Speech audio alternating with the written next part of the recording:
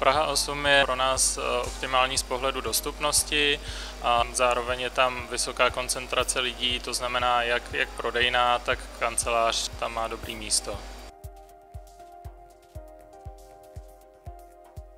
Prodejny náš grunt jsou zaměřený na farmářské potraviny. Máme hlavně čerstvé potraviny od malých a středních výrobců z celé republiky, s tím, že vždycky se to snažíme dělat lokálně. Tady kolem Prahy těch výrobců moc není, takže to je většinou Praha a střední Čechy. Zákazníci u nás vlastně najdou všechno, co potřebují pro takový ten běžný denní nákup, ať už to jsou uzeniny, maso, pečivo, mléčné výrobky. Mají záruku toho, že je to dobré, kvalitní a je to české.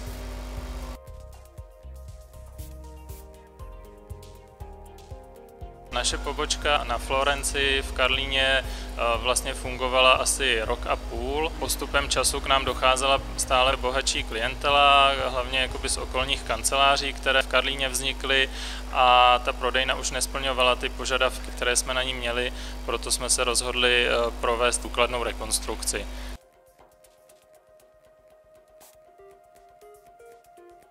Naše prodejny jsou poměrně malé, jsou zaměřeny na lokální produkty a v podstatě i zákazníci našich prodejen jsou hlavně z blízkého okolí. Ta spádová oblast je Karlín typicky, plus samozřejmě lidi, co jdou kolem, přestupují, ale hlavně to jsou lidi přímo z okolí.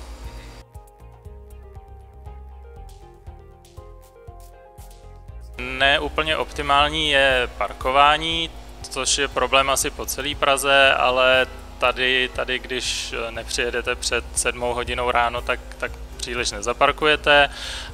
To je jedna věc. Druhá věc je čistota, která je někdy slabší, a taky bych řekl, že je to teda problém celé Prahy, ale je dobrý se na to podívat.